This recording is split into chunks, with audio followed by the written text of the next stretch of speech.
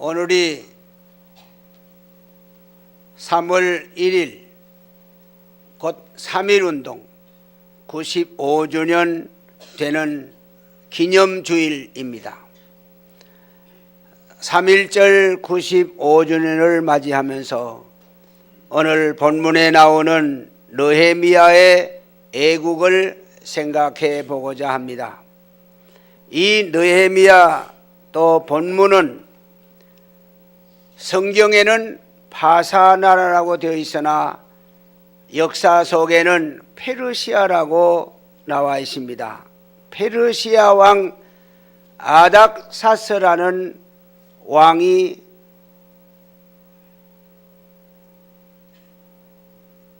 재직한 지 20년 되는 때 일이었습니다.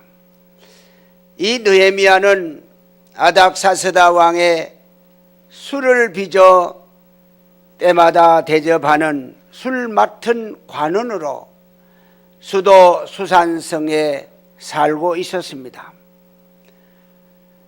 그런데 어느 날 고국 유대 나라 예루살렘에서 느헤미야의 동생 하나니라고 하는 사람과 친척 몇 사람이 이곳을 찾아왔습니다. 그래서 고국 예루살렘의 소식을 물어봤습니다. 포로로 사로잡혀 온 사람들 외에 남아있는 사람들의 형편이 어떠한가 하고 물었더니 전해주는 소식은 절망적이었습니다. 남아있는 그들은 큰 환난을 당하고 능욕을 받으며 예루살렘 성은 다 회파되어 무너지고 성문은 불타버리고 폐허가 되었고 백성들은 살기에 힘들어 지쳐 있다는 그런 소식입니다. 느헤미야는 이 소식을 듣고 앉아서 울었다고 합니다. 수일 동안 슬퍼 금식하며 하나님 앞에 기도합니다. 자기 민족이 이렇게 된 것이 하나님 앞에 범죄한 까닭이라고 생각하여 마치 민족의 죄를 자기의 죄인 양 회개하면서 울고 슬퍼하며 기도하고 있습니다. 그런데 그 표정이, 수심이 가득한 그 느헤미야의 표정이 왕 앞에 술을 빚어 가져간 때 발각이 되었습니다. 왕이 느헤미야를 보더니 네가 전에는 수색이 없이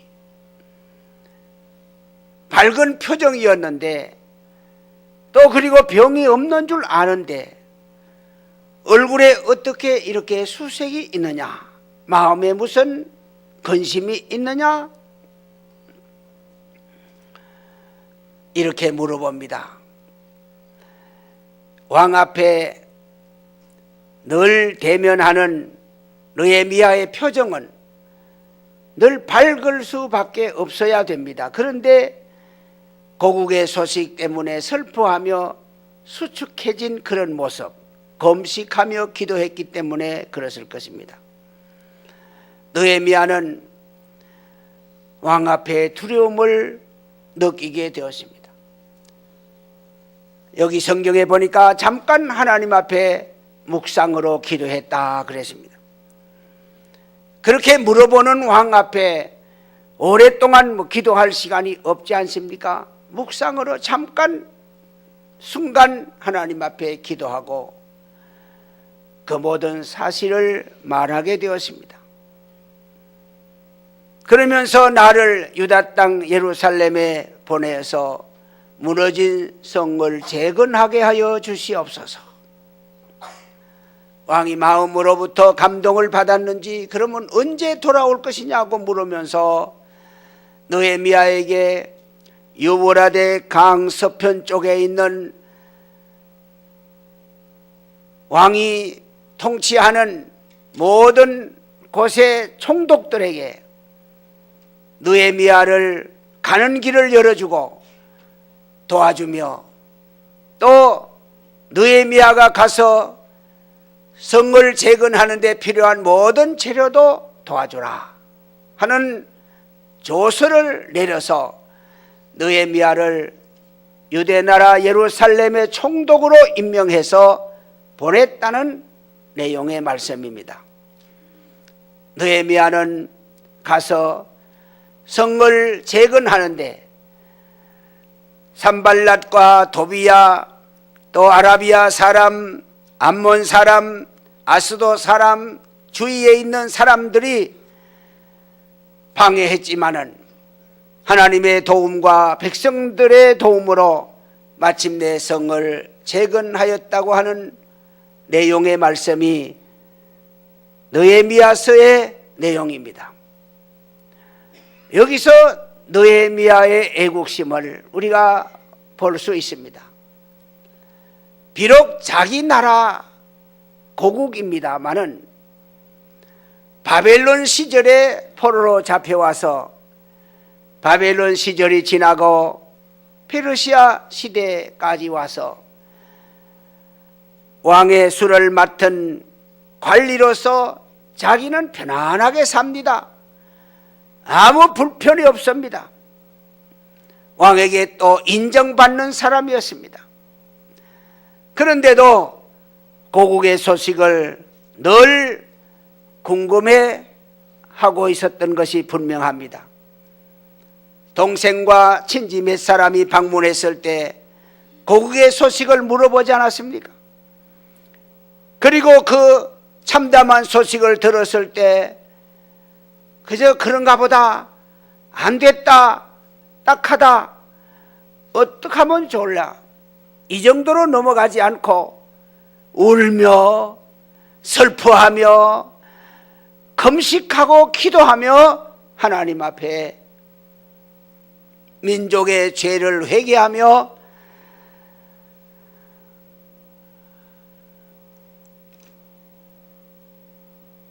그 모습을 보면 얼마나 그가 나라를 사랑하는 사람이었는가 하는 것을 우리가 알 수가 있습니다.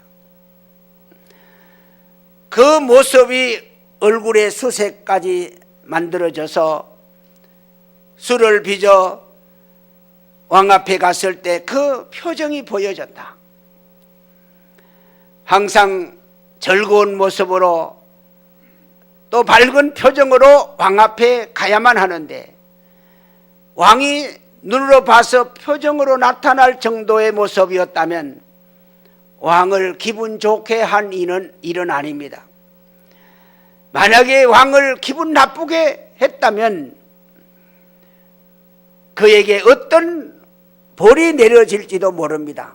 파면을 당할는지 죽임을 당할는지도 모릅니다. 왕이 네가 어찌하여 병이 없는데 얼굴에 수색이 가득하냐 이렇게 물었을 때 성경에 보니까 크게 두려워했다. 그냥 표정을 설명하는 것이고 그렇게 넘어갈 만한 일이라면 왜 그렇게 두려워하겠습니까? 왕 앞에 오는 사람이 얼굴에 수색이 있고 무슨 불만이 가득한 그런 모습으로, 화난 모습으로 이렇게 왕 앞에 술을 빚어 가져간다면 왕이 기쁨으로 그 술을 받을 수 있겠습니까? 그때 왕의 기분에 따라서 처리될 수 있습니다. 파면시키든지 아니면 네가 내 앞에 그런 모습으로 나타나다니 당장 어떻게 하라고 하는 명령이 떨어질 수도 있습니다. 그렇기 때문에 크게 두려워하면서 느헤미야는 잠시 묵상으로 기도합니다. 순간의 기도입니다. 이런. 그리고서는 나를 고국에 보내달라고, 고국의 소식을 설명하면서 나를 보내주시옵소서 라고 하는 순간에는 죽느냐 사느냐 되느냐 마느냐가 문제가 아니고 사느냐 죽느냐가 걸려있는 절박한 순간에 하나님 앞에 묵상으로 잠시 기도하고 그 말을 전했던 것입니다. 아마 그때 심정은 옛날 에스더가 죽으면 죽으리라 하는 그런 심정, 바로 그것이었을 것입니다. 이것이 바로 느헤미야의 애국심이었다. 그렇기 때문에 하나님께서 느헤미야를 보내서 예루살렘을 재건하는 데 총리로 설 수 있는 사람이 되지 않았는가 하는 생각을 합니다. 오늘 우리는 3.1 운동의 그날을 95년 전에 역사 속에 배운 일입니다. 거의 이제는 그때를 경험하는 사람은 없을 것입니다. 많이 다 돌아가시고 100여 년이나 됐으니까요. 그러나 우리 3.1 운동의 역사적 배경을 잠시 살펴보면 이 1919년 3.1 운동이 일어나기 14년 전에 일본은 우리의 외국권을 박탈하기 위해서 강제로 을사보호조약이라는 조약을 체결합니다. 그리고서는 세계 곳곳에 있는 한국의 외교관들은 다 철수하여 고국으로 돌아 들어오게 됩니다. 그러므로 우리 대한민국은 외교권이 박탈되고 말았습니다. 1906년 2월 그 다음 해입니다. 서울에는 일본의 통감부가 설치되고 초대 통감으로 이또가 부임합니다. 외교뿐만 아니라 그때부터는 내정까지 직접 명령하며 다스리게 되는 자리에 이릅니다. 우리나라 고종 황제는 강압적으로 체결됐다는 사실을 미국 정부에 그 소식을 전하여 알리게 되고 세계 각국에 알립니다. 그래서 다음 해인 1월 13일 영국의 런던 타임즈에는 이또의 위협과 강압으로 체결된 을사보호조약은 무효라 이렇게 신문까지 나올 정도로 그랬습니다. 1910년 8월 22일 조약이 조인되고 8월 29일에 발효된 한일합병이라고 하는 을사보호조약 이후에 실질적으로 통치권을 완전히 일본에게 빼앗긴 우리 한국은 일본에 편입된 강점기가 시작되는 것이었습니다.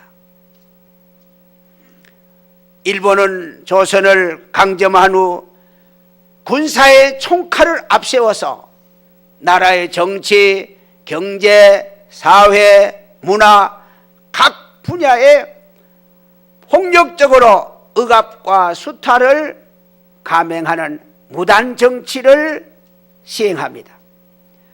그리고 헌법 경찰 제도를 실시해서 수많은 항일 독립운동가를 학살하고 투옥하고 언론, 출판, 집회, 결사의 자유를 다 빼앗아 버리고 말았던 것입니다. 그리고 또한 조선 태형령을 내려서 가벼운 죄도 크게 처벌하는 인권 유린을 하게 되었고 토지조사 사업이라고 해서 우리나라 전체의 산업발전, 농업발전을 억압하고 경제적 수탈이 감행되게 되었습니다. 1910년 이 같은 정치적, 경제적 약탈, 농민을 비롯한 민중의 생활이 크게 악화되니까 일본 식민 지배에 대한 분노와 저항이 점점 높아져서 마침내 그 분노가 3.1 운동의 동기가 되었다, 이렇게 볼 수 있습니다. 3.1 만세 운동이 씨앗이 돼서 그 후 26년 5개월 14일 만인 1945년 8월 15일에 마침내 이 땅에 해방이 왔던 것입니다. 제2차 세계대전 후 세계 정세의 변화도 3.1 운동이 일어날 수 있는 그런 동기가 되었던 것입니다. 제국주의가 무너지고 공화국이 수립되면서 수많은 나라들이 독립하여 새로 탄생하는 일들이 만들어졌습니다. 1918년 미국의 윌슨 대통령이 민족 자결주의를 주창해서 세계 식민지 약소 국가들에게 큰 영향력이 미쳐졌던 것이 또한 그 원인이기도 합니다. 우리 민족 자체로서는 활발하게 독립운동이 여기저기서 일어납니다. 중국 상해에서 1918년 6, 7월 여운형, 김규식 등 몇몇 사람들이 신한 청년단을 조직해서 독립운동 활동을 하게 되었고, 역시 같은 해 11월 달에는 미국의 윌슨 대통령에게 독립청원서를 그들이 전달하게 되는 것입니다. 1919년 1월 파리 강화회의에 김규식을 파송하고, 여운형은 만주로, 김순애는 국내로, 장도수는 일본으로 독립을 추진하는 그런 일에 사람들을 파송하는 일을 활발하게 전개하겠습니다. 1918년 11월 안창호 등이 조직한 대한국민회 총회를 열어서 이성만, 민찬호, 정한경 3인을 파리 강화회의에 파송하기도 합니다. 또 일본에 있는 유학생들은 도쿄 YMCA에 모여서 웅변대회를 한다 하는 그런 이름을 가지고 모여 대표 10인을 뽑아서 독립선언서를 준비하고 2월 8일 유학생 대회를 모여 독립선언을 발표하기에 이릅니다. 우리나라는 1918년 말부터 우리 기독교와 천도교가 앞장이 서서 1919년 2월 27일 독립선언서가 마침내 인쇄되고 3월 1일 서울, 평양, 의주, 선천, 안주, 원산, 진남포 7개 도시에 동시에 독립만세 운동이 일어나게 된 것입니다. 3.1 운동은 일본의 강압적인 식민지 지배에 대한 민족적 저항 운동이다, 이렇게 정의를 내릴 수 있습니다. 비폭력 만세 운동에 일본은 광군에서 대대적으로 학살하고 투옥하고 방화하고 수많은 애국지사가 감옥에 갇히고 죽임을 당하게 되는, 우리가 얼마 전에 국내 성지를 순례한 일이 있습니다. 몇 년 전에 다녀왔습니다만 경기도 화성시 향남면 제암리라고 하는 곳에 제암리 교회가 있습니다. 지금은 아름답게 예쁘게 잘 지어졌습니다만 그때 거기는 도시도 아닌 시골입니다. 그런데 거기까지 일본 헌병들이 들어가서 사람들을 교회에 무슨 일이 있다고 다 모이라고 그래서 21명이 교회에 모였을 때 밖에서부터 문을 닫고 못질해서 잠궈버립니다. 그리고 무차별 총으로 난사하여 그리고서는 예배당에 불을 질러버렸. 그날 29명 무슨 할 말이 있다, 광고할 게 있다, 모여라. 그래가지고 그 말 듣고 모였던 29명은 다 총에 맞아 죽고 불타 죽었던 제암리 교회 사건이 대표적인 것입니다. 3.1운동 이후에 일본의 만행을 어떻게 다 말할 수 있겠습니까?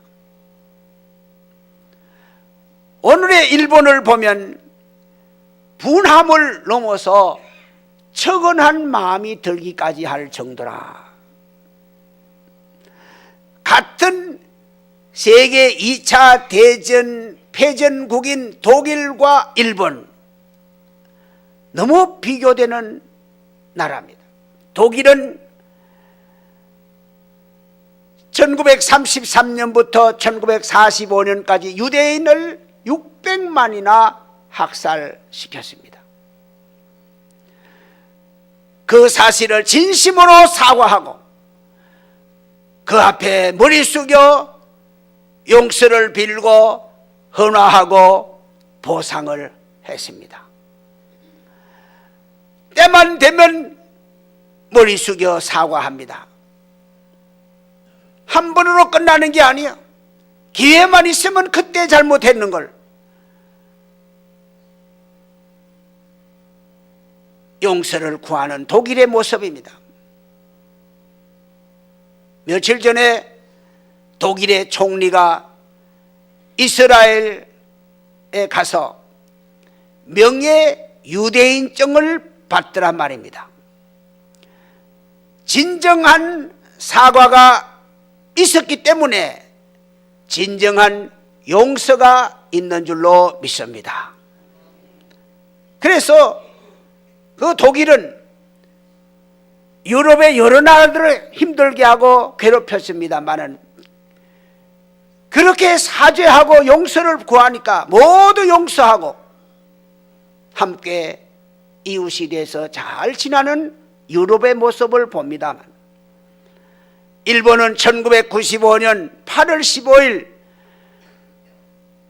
무라야마 총리라고 하는 총리가 이런 발표를 했습니다. 이를 무라야마 담화라고 말합니다. 식민지 지배의 침략으로 아시아인 여러분에게 많은 손해와 고통을 주었다. 의심할 여지가 없는 역사적 사실을 겸허하게 받아들여 통절한 반성을 표하며 진심으로 사죄합니다. 이것이 일본 총리가 발표한 무라야마 담화입니다. 그런데 요즘 와서는 일본은 사사건건 그걸 뒤집으면서 변명하고 거짓말하는 모습을 우리가 보게 됩니다. 독일과는 너무나 다른 모습을 보게 됩니다. 더 나아가서는 지금 계속 침탈과 야욕을 드러내고 있는 모습이 일본의 모습입니다. 대표적인 것 몇 가지만 말씀드리면, 독도를 자기네 땅이라고 주장하며 다케시마의 날 해서 국가적으로 행사를 치르니 이는 남의 나라 영토를 침략하는 행위나 마찬가지입니다. 더군다나 중고등학교 아주 감수성 빠른 그런 젊은 아이들에게 독도는 자기 땅이라고 교과서에 실어서 가르치고 있는 실정입니다. 이제 몇 사람 남지 않아서 조금만 더 버팅기면 끝날 것이라고 생각하는지 모르지만 군인 위안부 지금도 부인하고 있습니다. 1993년 8월 4일에 고노라고 하는 일본의 관방장관이 담화를 발표했습니다. 위안부 동원에 강제성이 있었다는 것을 인정하고 사과하는 말인데, 이걸 요즘에 고노 담화를 고치겠다고 합니다. 잘못됐다고. 과거에 잘못했다고 하는 사람들의 잘못을 이제 뒤집어서 아니라고.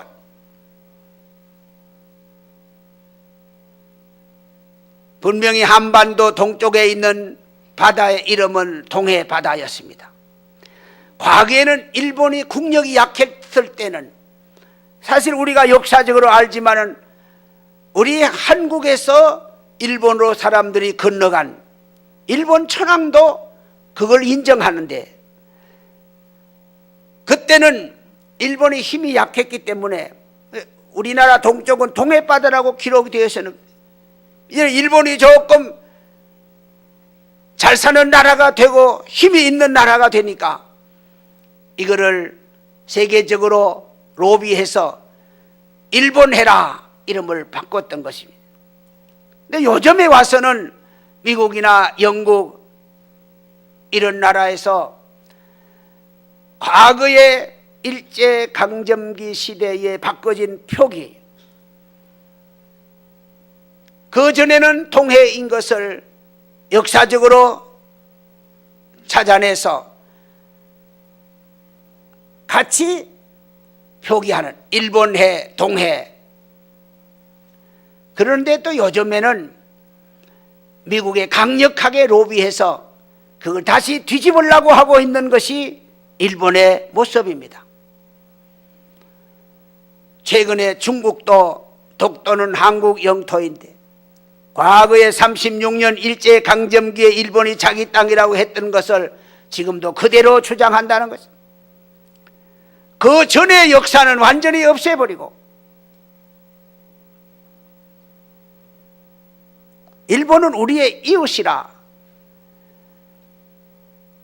억지라도 좋게 지내려고 애를 쓰는데도 안 되는 것이 그들의 이런 행동들 때문이 그렇습니다. 요즘 일본에 사는 일본의 한국인의 거리, 신주쿠 거리라고 하는데 거구파 일본인들이 매일 머리에 띠를 두르고 깃발을 흔들면서 데모하고 그래서 거기에 우리 한국 사람들 장사가 잘 됐는데 그만 전부 다 문 닫게 되었어요. 가게 문도 아예 열지를 못한답니다. 얼마나 폭력적이고 강압적으로 그냥 위협하고 하는지 사람이 거기 갈 수도 없고 가게 문도 열 수가 없어. 이런 와중에서 또 일본의 사람들이 역사적 진실을 찾기 위해서 한국을 방문하여 4박 5일 동안 서대문 형무소, 제암리교회, 유관순 생가 이런 순교자의 그런 기록을 만들어 놓은 우리 기독교 순교관 이런 데를 둘러본 그들이 말합니다. 진정한 사죄와 화해는 예수 정신으로만이 가능하다. 이렇게 말해요. 이 말은 무슨 말이냐면 일본이 진정으로 사과해야만, 사과해야만 한국에서 용서가 되고 진정한 이웃이 될 수 있다. 일본 사람들이 느껴서 말한 것입니다. 여기 안내를 한국에 있는 일본 교회 목사님이 안내해서 4박 5일 요시다 목사님의 안내로 했다는 신문에 나왔습니다.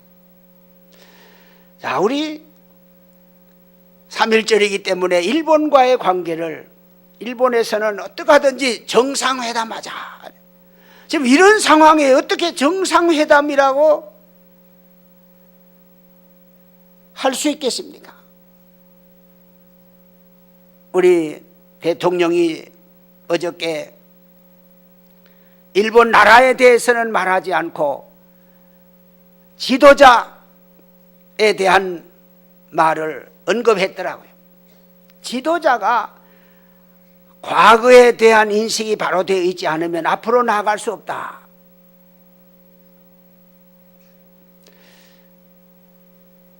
제가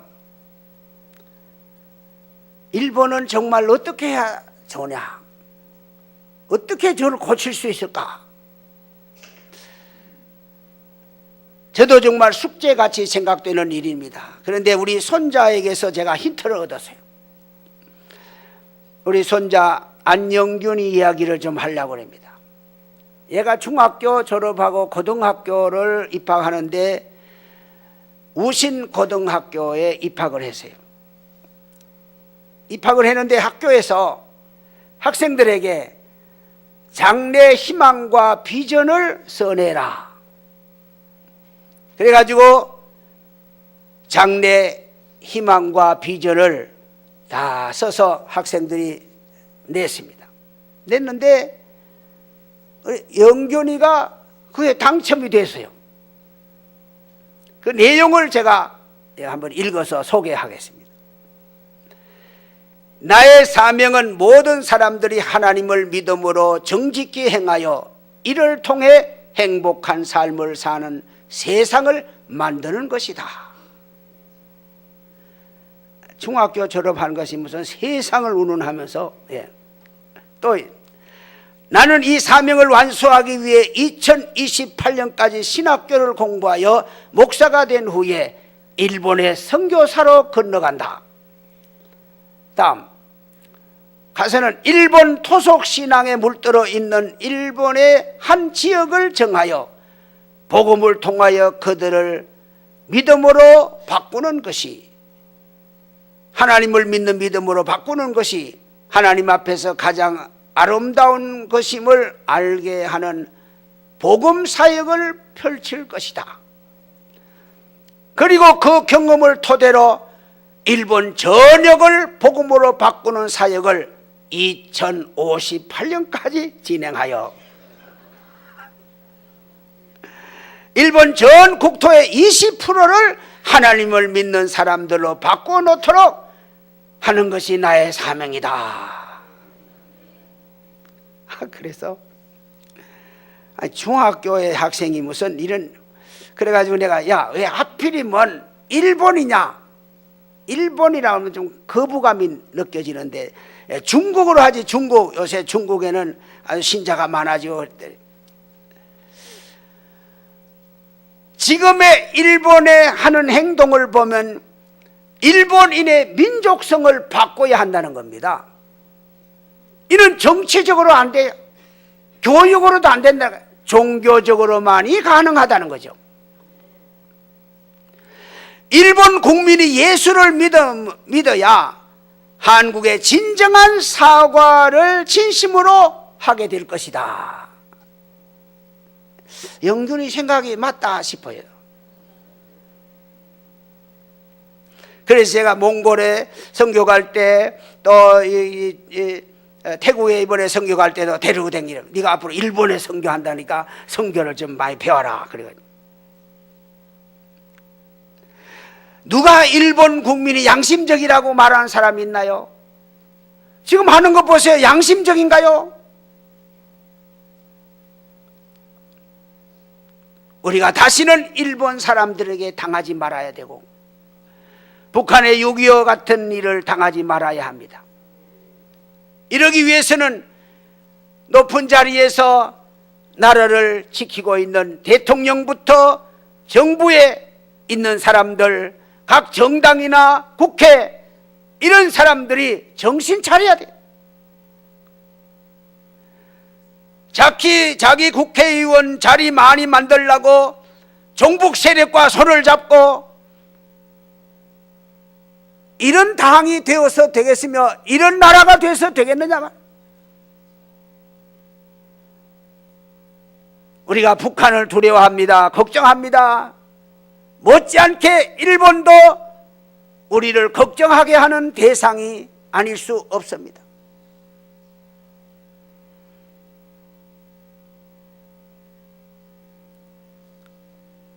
경민대학 북한학과 교수인 텔레비 잘 나오지요. 강명도 교수, 북한에는 교회도 없답니다. 평양의 대표적인 두 개의 교회는 그는 당에서 만들어 놓은 교회고,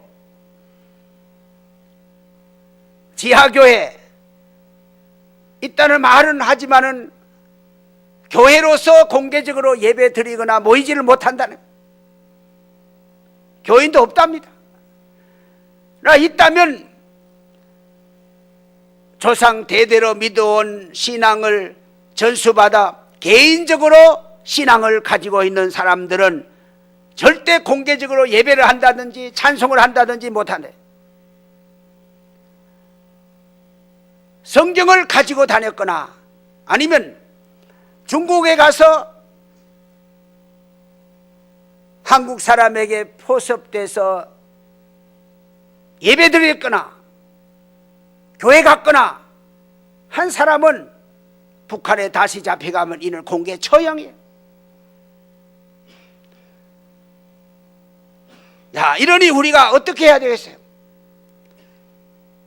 먼저는 위에서 기도해야 할 줄로 믿습니다. 기도해야 돼. 느헤미야의 애국심, 고기의 비참한 소식을 듣고서 울며 슬퍼하며 금식하며 기도하고,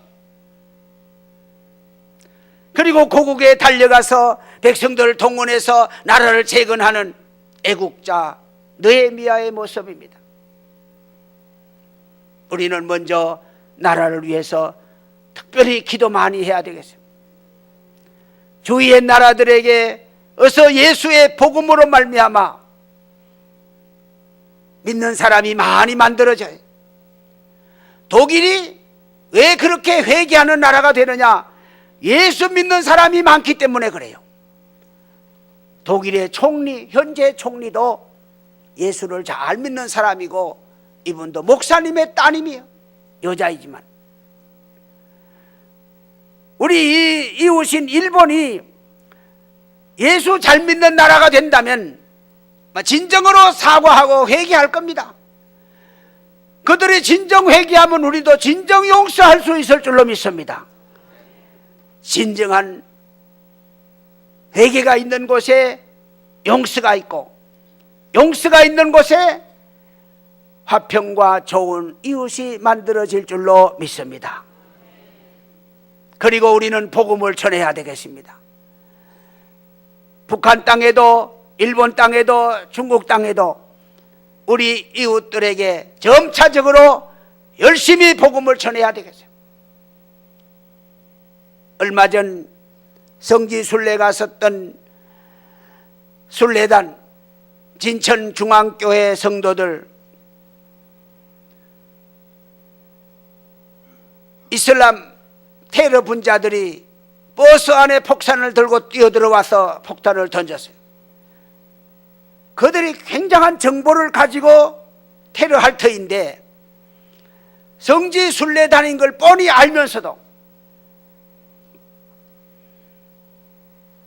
그래서 가이드 하던 사람과 또 거기 인솔자 목사님이 폭탄을 들고 버스에 들어와서 던지려고 하는 사람을 몸으로 막아서 못 들어오게, 그렇게 몸으로 막은 것 때문에 자기들은 죽었으나 성도들은 많이 다치지 않았어요.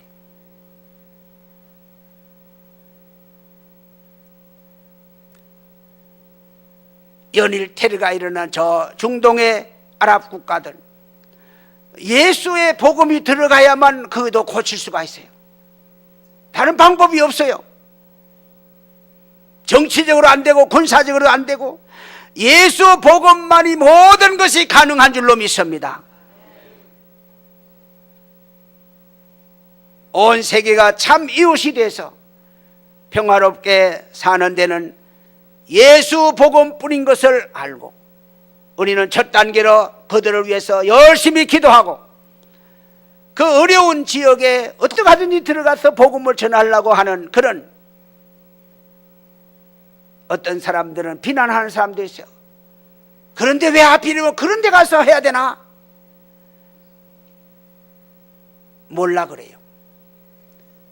그들을 개조시키고 그들을 바꿔놓는 데는 기독교의 복음밖에 없기 때문에 죽음을 무릅쓰고 가는 거예요. 옛날 우리나라도 초창기에 선교사들이 그런 각오로 들어왔던 거 아닙니까? 그래서 그런 곳에 가서 선교하는 선교사들 이름을 알든 모르든 많이 있습니다. 어떤 사람은 선교사 이름을 갖지 않고 무슨 사업을 하는 그런 이름을 가지고 하는 사람도 있어요. 어떤 방법으로든지 그런 곳에 복음을 전하려고 하는 이들을 위해서 여러분 기도 많이 해 주시기를 바랍니다. 그리고 어서속히 온 세계가 기독교 복음으로 하나 되는, 그래서 참 지구촌이 이웃이 되어 살 수 있는 그런 화평한 시대가 속히 올 수 있도록 여러분 함께 기도하고 노력할 수 있기를 주님의 이름으로 축복합니다.